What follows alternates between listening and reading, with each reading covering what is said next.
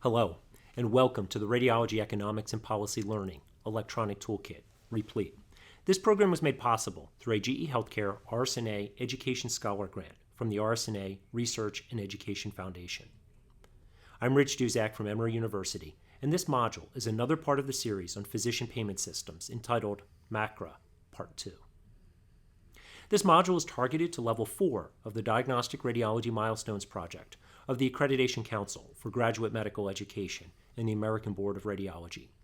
Milestones levels differ for the various ACGME-approved radiology training programs, and so if you are in a program other than diagnostic radiology, please reference the Replete resource webpage for mapping this module to the correct level for your individual program.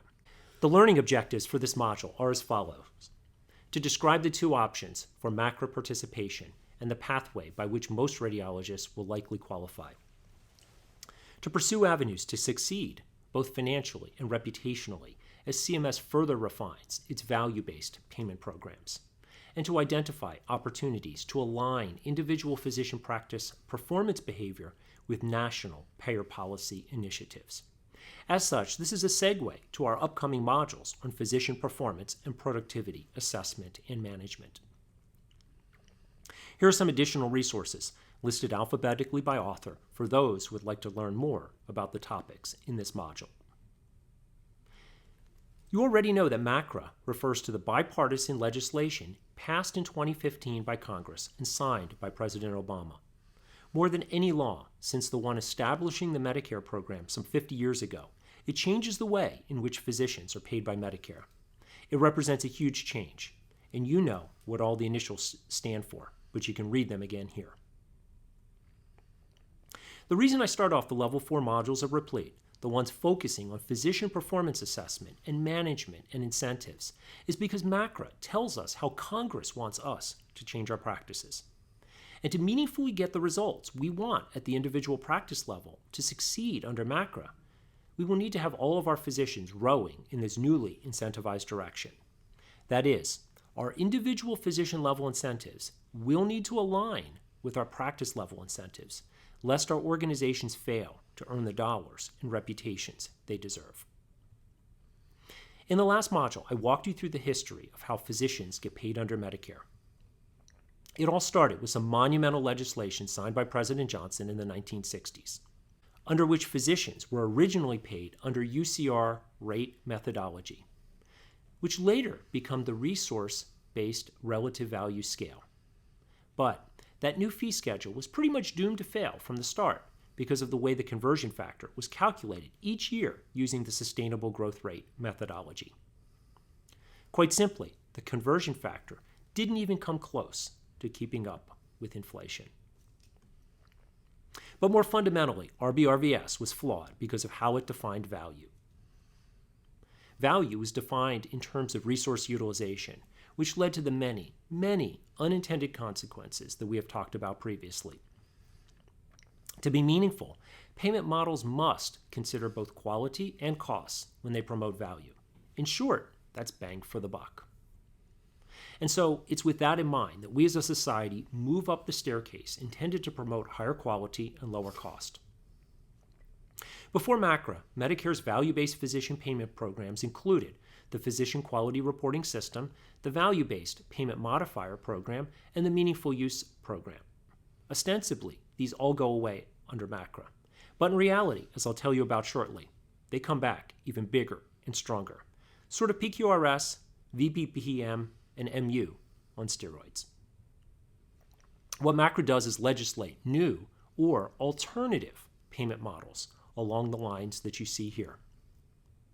Pay for performance becomes MIPS, and accountable episodes become advanced alternative payment models. What MACRA does on face value is take away two ongoing issues that physicians consider thorny. It nominally addresses a sustainable growth rate, and it nominally does away with the programs that you see listed here. But note that I keep using the word nominally. As they say here in the South, I think all it does is put lipstick on a pig. There's still problems. As the saying goes, if you put lipstick on a pig, it's still a pig. I'm personally not convinced that MACRA, in its current form, adequately addresses core ongoing problems, and I'll predict that in short order, we'll start seeing a whole new slew of unintended consequences. That's what MACRA takes away. What does it create? MACRA formally establishes two new alternative payment programs. MIPS, that's the Merit-Based Incentive Payment System, and Advanced Alternative Payment Models. I'm intentionally highlighting all of the text for Advanced Alternative Payment Models in gray, because very, very few radiologists will qualify, at least in the short term. This stuff is super nuanced, and it's super complicated. So unless you know that you're in an advanced alternative payment model, and again, very few radiologists are, I would encourage you to focus on MIPS, since that is how the overwhelming majority of radiologists will participate in Medicare's new quality payment program. AAPMs, as we talked about before, mean assuming risk. Sort of like taking on some insurance company function for your practice. That's a whole new way of doing business for most physician groups. MIPS, though, is really more like pay for performance, business as usual. But it's pay for performance on steroids. The dollars at stake are much bigger than ever. And so when the dollars kick in 2019 for your performance in 2017, physicians will see bonuses and penalties of as much as 4%. Those are scheduled to rise to 9% by 2022. And essentially, all radiologists will have to participate. If you bring in $90,000 in revenue or provide services to greater than 200 patients, which is common for most radiologists, then you'll be required to participate. And even if you don't personally do this, for example, you're a semi-retired part-time radiologist, if any of your partners do and meet those thresholds, then you'll probably be required to participate as well, just because you're part of the same group practice. Remember the diagram I showed you a few minutes ago about the conversion factor not keeping up with the cost of living? Well, some people will show you this diagram and say, MIPS, it's a great deal. If you follow all the rules, and if you're successful in achieving all intended benchmarks, that's two ifs in that sentence, then you could see a revenue growth curve like this. The service that used to pay you $100 in 2017 will pay you $109 in 2022. But if you're not successful, say you don't do anything at all and just keep cranking out studies, business as usual, then you could see a penalty curve that looks like this. That service that paid you $100 in 2017 will only pay you $91 in 2022. And here's the broader context. Remember we said a few modules ago that this will be bidirectional. The reds will pay the greens. And the maximum gap will be as much as a 20% income differential. You have a pretty good idea of what radiologists make. This is not chump change. But what about that SGR thing? Well, look at the blue line here. It bumps just 0.5% in 2019. That's all. So this so-called SGR fix does absolutely nothing at the population level across all physicians to keep up with the cost of living. So the only way you can do better in this system, financially, is to hope that a lot of people do poorly. Again, the conversion factor hardly bumps. It's lipstick on a pig. So, how will a physician's bonus or penalty be calculated? It will all depend on that physician's composite score, and the calculation for that will evolve over time. In 2017, you see that 60% of those points for all physicians across the board, we'll talk about radiologists in a moment, will come from his or her quality score. Remember, this is just that quality score, just another name for PQRS. And 25% came from the Advancing Care Information Score, which is just another name for meaningful use. And 15% came from a new category called Clinical Practice Improvement. Over time, the impact of quality will go down, but the cost score, just another fancy name for the old value-based payment modifier system, will go up to 30%. And so remember the promise that PQRS, value-based payment modifier, and meaningful use were all going to go away? They're still there. The names have just changed, and they're bigger than ever. Lipstick on a pig. Now, as radiologists, just like the old pay-for-performance systems, we'll be treated a bit differently because our practices are different. We'll supposedly be exempt from the Advancing Care Information component, the old meaningful use, just like before. And as long as we participate in a qualified quality registry, will essentially get a pass on our CPI complexity of reporting. Some of us will also get a pass on cost, whereas others will not. What that means is that our graphs will look more like this, with dotted segments, meaning that you don't have to worry about them very much, and the green checkers for the cost component, meaning, well, it depends. Depends on what you say. How CMS will address costs for radiology practices remains a work in progress. But it looks like you'll probably get a pass on costs if you're in a small group. And if that's the case, your composite score will essentially look like this. It'll be all about your quality scores. And if you're in a bigger group, particularly if you provide higher-end interventional radiology services, then cost may come into play. In this case, your score will essentially be largely about quality and a little bit less about cost. Cost and quality. Remember those two? That's the equation for value. And hopefully you can see here how the red and green in that pie chart means that CMS is serious about paying for value. But how realistic is it to ask radiologists to control costs? The jury is still out on that one for me. Remember, we talked before about Medicare's ordering physician rule. That means that we as radiologists have little authority on our own to change studies. And so we'll just have to see how this one plays out. One area, though, where we might be able to make a difference is by embracing electronic decision support. CMS is on track to mandate that referring physicians use computerized physician order entry decision support tools when ordering advanced imaging beginning in 2019 or 2020, depending upon some regulatory nuances.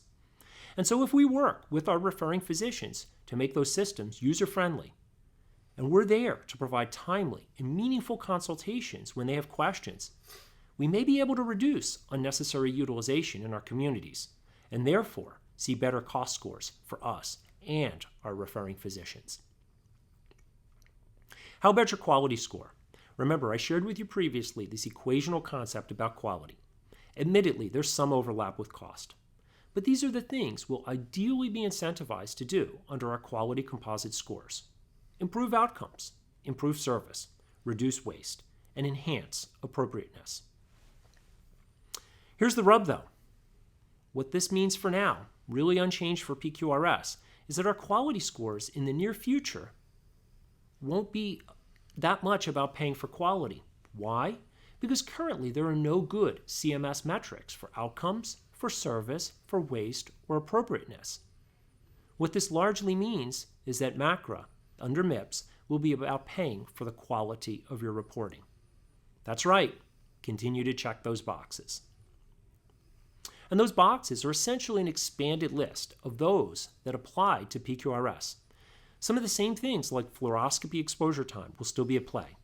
But we're moving in the right direction, I believe, with metrics, for example, looking at whether our practices are using society guidelines for recommending follow-up for thyroid nodules or lung nodules.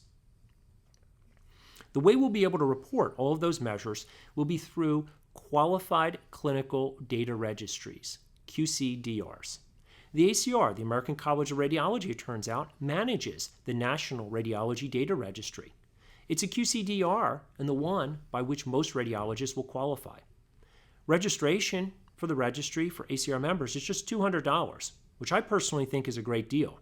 Imagine, you need to spend just $200 a year for a tool that gives you a chance to do your best at getting a 20% increase in income.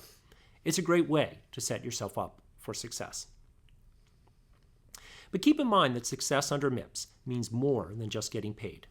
The same measures that will be used to calculate your scores will also be the ones that CMS lists for you on its Physician Compare scorecard. Like Yelp for restaurants and retail, it may turn out to be the place where patients go to learn about you and your practice. And so bad scores could hurt you financially, but also reputationally. Remember the voice recognition gone bad radiologist from a few modules back? The minds and tubes brackets guy? Well, here's his scorecard.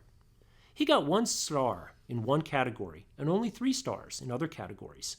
In contrast, if you look around his city, many of the other radiologists in his town got 4 and 5 stars. So, what do you think patients will think about him when they see a scorecard like that on Medicare's website? Now, if you're thinking that this is all a huge amount of work and that it will be impossible for small practices to succeed, you're probably right. When it published its initial proposed rule about MACRA, CMS predicted that the smallest of practices, solo practices, would do quite poorly. 87% of them would get penalties. In contrast, the biggest groups, those with 100 or more physicians, practices like mine, where we have a lot of physician leaders and a lot of administrators working tirelessly to create an enabling infrastructure. For practices like ours, CMS predicted something quite different, that 81% of us will get bonuses. And so big may be better, at least with regard to your MIPS performance. One way that our group is working towards success, given all of the box-checking imperatives, is to create standardized reporting templates. A number of radiology professional societies have created templates that you can use as a starting place to create your own for your own practice.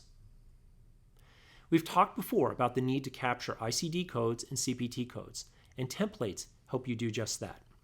Getting your fee-for-service payments right lets you get the best blue line over here on the right, and thus optimize your chances for the biggest differential in getting the best green line, your bonuses under MIPS. Those ICD fields also help us ensure better clinical information to support hierarchical condition category, HCC scoring. Those HCC scores weigh heavily in ensuring that your risk-adjusted cost scores get calculated correctly. Remember, the big green slice of the pie. And they allow you to include as many fields that map directly into QCDRs if you do your templates right, and remind you about the teaching physician attestations as well to keep yourself squeaky clean from a compliance perspective. As long as payments are about the quality of your reports, then templates will help you produce the best report quality possible. We'll be talking in upcoming modules about measuring physician productivity. How can we create incentives in our individual practices to keep everybody working at an optimal but safe pace? Until recently, most radiology groups have focused exclusively on volume-based metrics, but I believe that's short-sighted. They would never tolerate, for example, 19.8% of their partners sitting around doing nothing all day. But from a revenue perspective, that's exactly what they're doing if they're not paying attention to MIPS composite score requirements. And so we need to make sure that when we establish performance goals for our individual doctors, they're aligned with the overall financial and reputational successes of our groups. One of my ongoing messages in Replete is about aligning incentives. And as we transition into talking about individual physician performance in the next few modules, please keep MACRA and MIPS in mind. In summary, MACRA represents the biggest change to Medicare's physician payment system since the Medicare program was initially created. MACRA legislatively incentivizes providers in a manner intended to promote higher quality and lower costs. Huge dollars will soon be available for physicians who successfully embrace these new imperatives. But physicians who continue to cling to traditional volume-based metrics will increasingly find themselves disadvantaged, both financially and on the web reputationally. To ensure appropriate credit for this module, please make sure that you complete the accompanying online quiz from the RSNA's e-learning platform. More information on the Replete initiative and additional resources are available on the RSNA's website. I'm Rich Duzak from Emory University, and I look forward to helping you continue along your economics and health policy milestones journey. Again, thank you for participating in Replete.